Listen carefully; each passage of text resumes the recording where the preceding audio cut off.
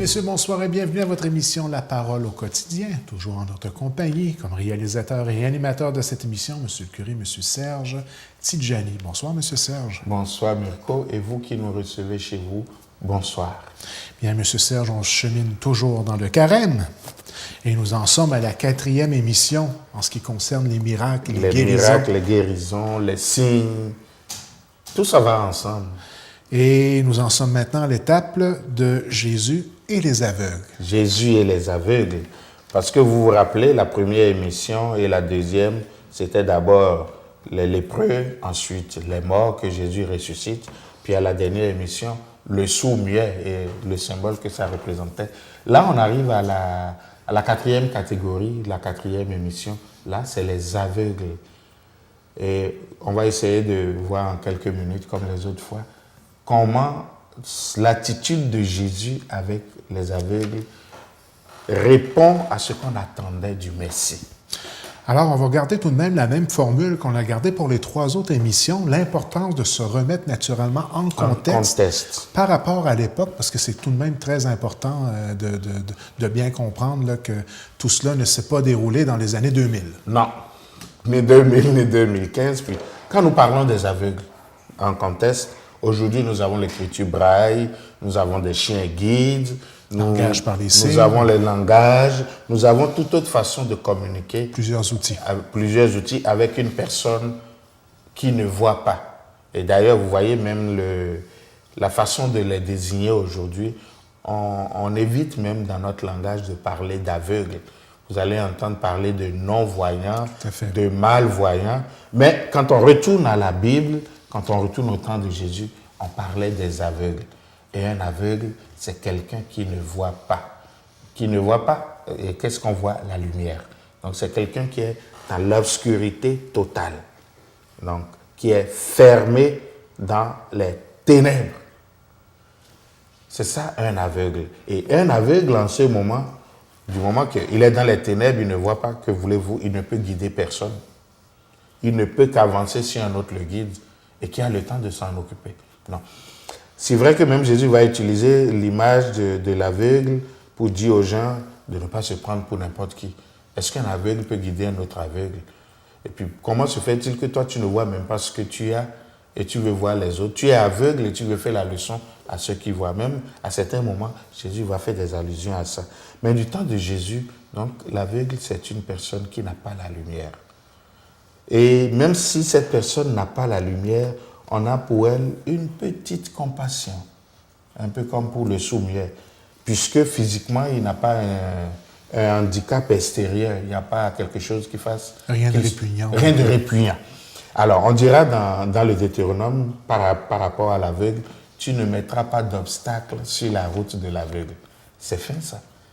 Donc, tu ménageras l'aveugle. Si tu lui mets l'obstacle, tu commets un grave péché, parce que lui ne voit pas. Et au lieu de l'aider, de la compassion, tu aggraves la situation. Alors, comme pour les sourds et muets, au niveau des aveugles, il y avait quand même une certaine compassion. Oui, une certaine compassion. Mais l'aveugle était un malade. Était pour eux.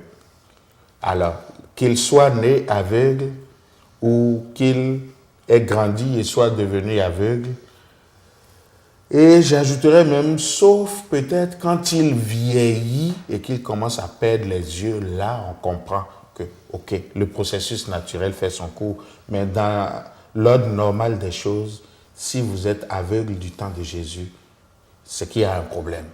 Pour que vous soyez coupé de la lumière qui fait qu'on peut contempler le monde, que vous ne soyez pas capable, pour que vous ne soyez pas capable de voir ce qui vous entoure, il faut que vous ayez fait quelque chose de si grave.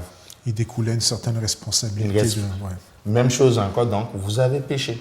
Tout à fait. Il y a quelque chose... Alors, il y a toujours ça qui est... D'ailleurs, on va le redire tout à l'heure quand nous parlerons de l'aveugle de l'évangile de Jean au chapitre 9. C'est pour ça que c'est important de remettre en contexte, parce que c'est vrai, vous le disiez dans les 2 dernières émissions, même les 3 dernières émissions, si on ne se remet pas dans le contexte, ça peut devenir un peu frustrant, pour ne pas dire fâchant, de voir cette façon de Jésus de non seulement interpréter, mais utiliser l'handicap de ces personnes-là pour, dans le fond, passer le message, la parole de Dieu. Oui, encore que, voyez-vous, Jésus arrive dans un contexte où l'aveugle est déjà vu ainsi. Et lui, qu'est-ce qu'il va faire? Il faut qu'il réagisse dans le contexte. Est-ce qu'il embarque dans le contexte? Est-ce qu'il corrige la mentalité des gens? Ou bien il prend la situation pour donner un nouveau départ? Tout à fait. Et ce que Jésus va faire, ce n'est pas chercher le coupable. Souvent, pour ces 4 types de malades-là, vous le voyez, il ne cherche pas pourquoi il est aveugle, mais il va prendre soin du malade. Et après avoir pris soin du malade, le geste qu'il pose va devenir une façon de dire qui, lui, Jésus, est. Alors, comment Jésus a agi? Comment Jésus a agi? On a 4 récits de guérison d'aveugles dans les évangiles. En fait, si je réduisais, je dirais on a 2 récits. On a, en Marc seul, dans l'évangile de Marc, on a 2. Il y a d'abord l'aveugle de Bethsaïde. On dit on lui amène un aveugle et Jésus l'emmène à l'écart et lui touche les yeux et le guérit. Et lui dit, attention, dis rien à personne, l'aveugle est guéri et s'en va. Ça, c'est l'évangile de Marc au chapitre 8. Très vite fait. Ce n'est pas si loin de quand il a guéri le sourd-muet. C'est la même séquence, c'est le même chapitre 8. Mais il y a une variante de cette histoire-là en Matthieu, où on ne sait plus est-ce que c'est un aveugle ou c'est 2 aveugles. Mais, comme je le dis, plus que le geste physique, c'est le sens du geste que Jésus va poser qui importe. Alors, dans l'évangile de Matthieu, c'est très facile à retenir aussi. C'est le chapitre 20. C'est un aveugle, un autre aveugle. Mais l'aveugle dont je veux parler, c'est celui de près de Jéricho, au chapitre 10 de l'évangile de Marc. Oubliez le nom, oubliez le chapitre. C'est Bartimée son nom.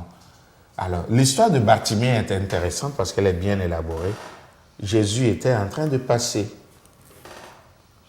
Et le gars entend, qui est-ce qui passe là? On lui dit, c'est Jésus de Nazareth. Lui, Bartimée, il a un nom, c'est déjà tout un symbole. Donc, c'est un être humain, même lorsque c'est un homme qui n'a pas Dieu, c'est un être humain, donc qui est le fils de quelqu'un. Et d'ailleurs, Bartimée, fils de Timée, va nous dire l'Évangile, il était assis au bord de la route à mendier. Que voulez-vous? Il ne peut pas travailler. Il est handicapé. Avec quoi va-t-il travailler? Donc tout ce qui lui reste, c'était de mendier. Et Bartimée entend dire que c'est Jésus de Nazareth qui passe. Que fait-il? Il se met à crier. Jésus, fils de David, prends pitié de moi. Jésus, fils de David, prends pitié. Toute une prière déjà, mais qui est en même temps une profession de foi. En disant fils de David, avant même d'avoir eu un quelconque miracle, il disait sa foi que Jésus est le Messie. Quand dans les évangiles, Jésus est appelé fils de David, c'est toujours en lien avec le Messie qui vient. Qui a été annoncé. Et qui a été annoncé. Alors, Bartimée crie, Jésus, fils de David, prends pitié de moi. Ça vaut la peine de rappeler que le prends pitié là, ce n'est pas un langage de misère. C'est mets-moi sur ton cœur. Montre-moi aussi ton amour. C'est ça, le prends pitié que nous disons d'ailleurs à la messe.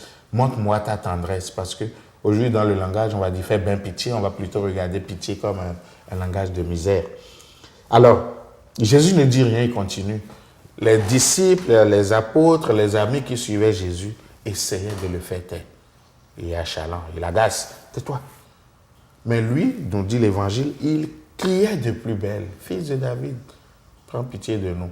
Puis finalement, Jésus s'arrête et dit, amenez-le-moi. Et que fait l'aveugle? Il jette son manteau. Et tout aveugle qu'il est, il court et se retrouve aux pieds de Jésus. Et Jésus dit, que veux-tu que je voie, que je fasse? Il dit, eh bien, fais que je vois. Et Jésus lui dit, ok, ta foi t'a sauvé, va-t'en, tu vas voir. Et à l'instant, il voyait. Et il se met à proclamer les louanges de Dieu. Alors, voilà une histoire qui brasse notre foi. Et quand Jésus s'en va de là, comme les autres fois aussi, il veut qu'on garde le silence, mais on ne gardera pas le silence. Mais l'aveugle Bartimée, comme l'autre aveugle de Bethsaïde, nous montre un Jésus qui ouvre les yeux, qui remet la lumière aux yeux des gens. Et en remettant la lumière aux yeux des gens, il remet la lumière dans le monde. Je ne sais pas si les gens se souviennent, dans la nuit de Noël, on lit un texte du prophète Isaïe. Le peuple qu'il marchait dans les ténèbres a vu se lever une grande lumière. Sur ceux qui habitaient le pays de la Lampe, une lumière a jailli. Donc, c'était le texte d'Isaïe qui annonçait l'arrivée de Messie.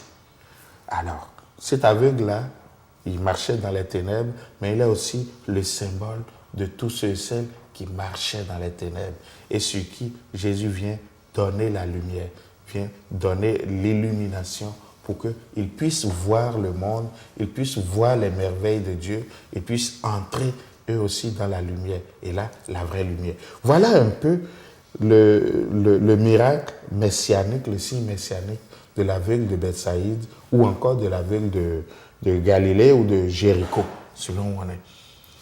Alors, dans les 4 dernières émissions qu'on a réalisées ensemble, et ce sera peut-être important d'en faire un résumé dans le sens où comment on doit interpréter le sens de l'ensemble de ces actes de guérison, de miracles que Jésus a réalisés lors de son passage. Moi, avant que je n'arrive là, je vais me permettre, et parce que je trouve ça bien touchant, résumer ces miracles-là.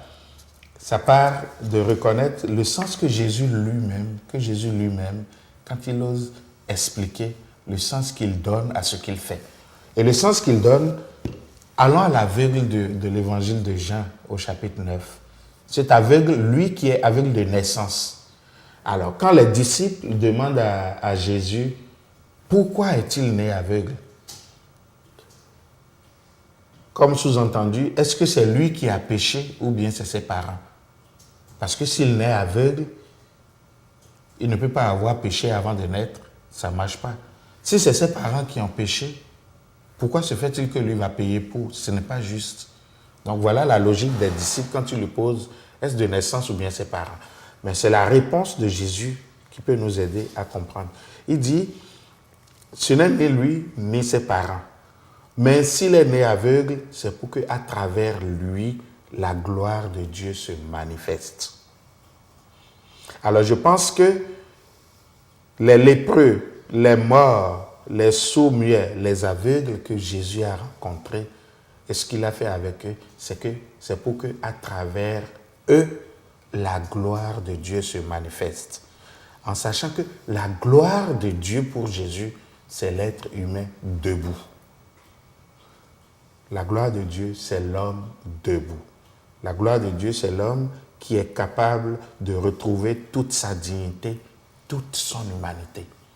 Alors, les miracles de Jésus, les miracles messianiques de Jésus, c'est donc clairement pour redonner à l'être humain toute sa dignité, pour dire, je suis celui qui vient vous rétablir dans votre identité réelle, dans votre dignité vraie d'enfant de Dieu, de personnes en lien avec Dieu.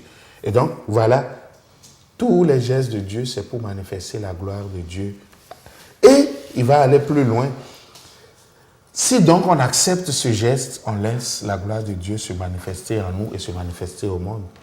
Si on refuse le geste de Jésus, on fait quoi? On refuse que la gloire de Dieu se manifeste.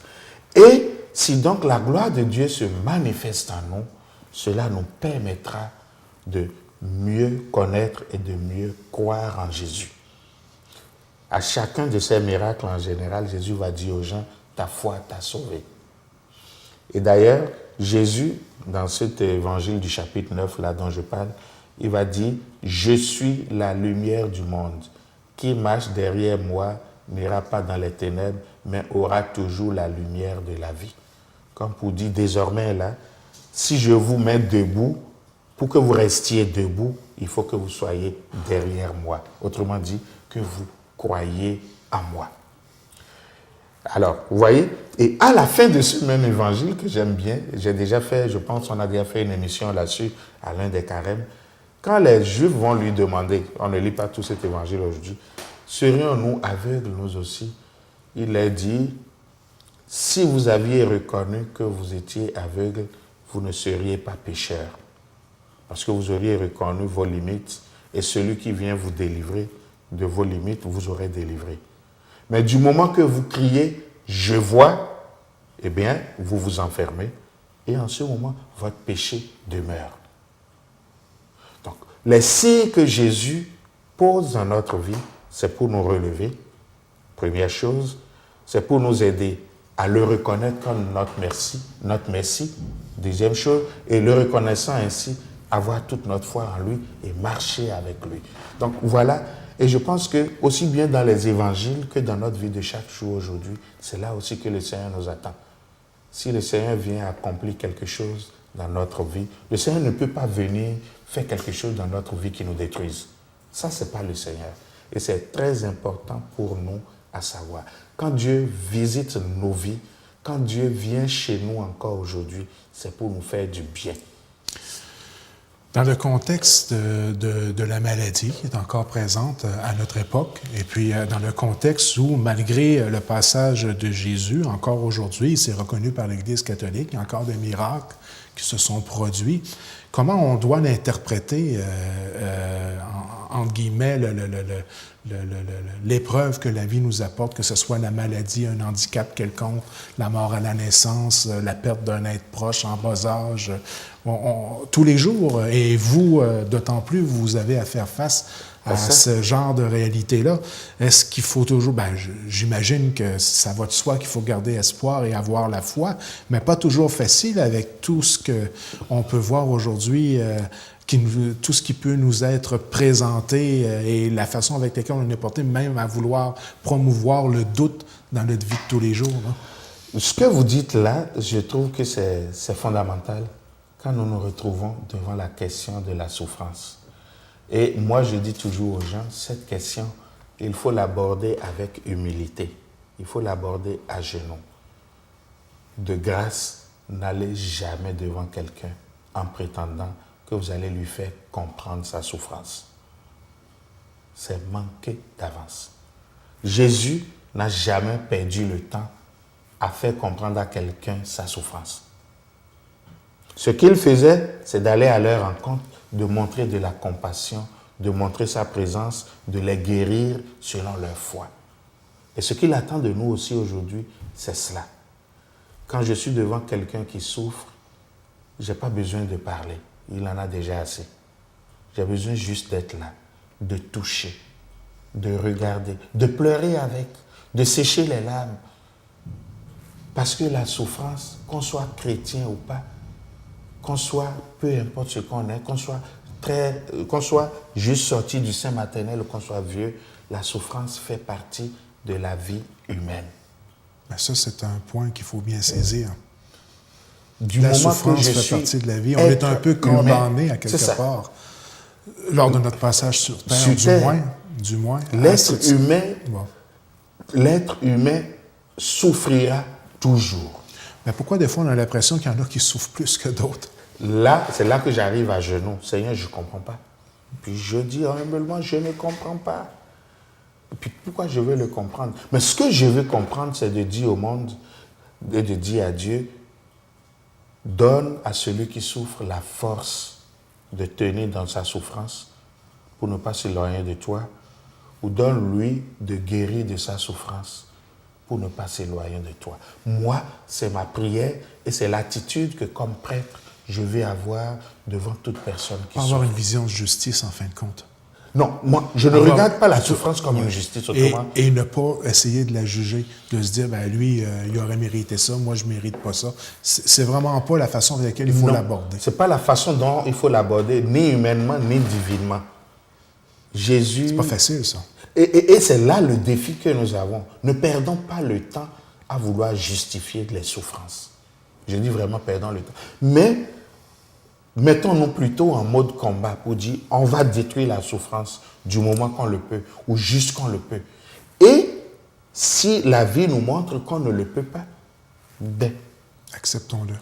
Trouvons la force de l'accepter. J'ai vu des gens couchés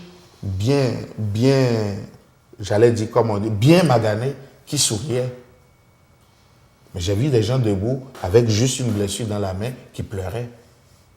Si de mon côté je les regardais, je dirais les souffrances ne sont pas pareilles. Mais eux, ils savent qu'est-ce qu'ils vivent en eux. Mais au milieu de tout ça, vivre sa souffrance avec foi, c'est déjà un chemin de guérison.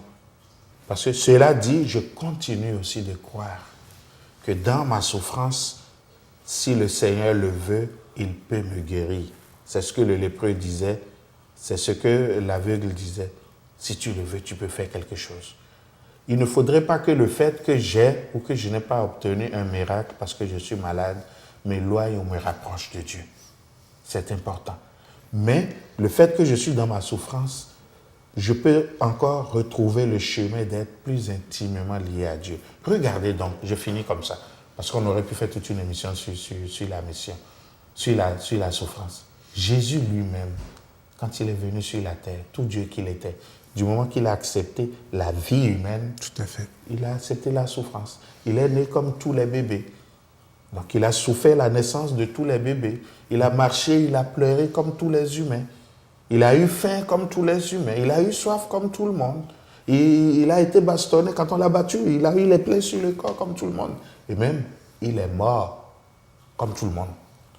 Donc, si même Dieu, en acceptant d'être humain, n'a pas pu se dispenser de la souffrance, je ne m'attends pas à m'en dispenser, mais je lui dis de grâce, ne m'en donne pas que je ne sois pas capable d'emporter, ou ne m'en donne pas que je ne sois pas capable de m'en sortir. Et je pense que c'est ça notre foi aussi.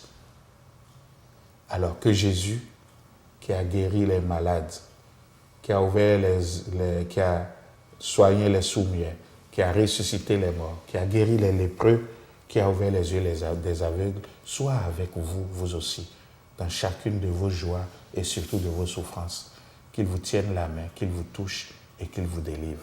C'est là-dessus que je conclus ces 4 émissions en vous souhaitant de passer une bonne semaine.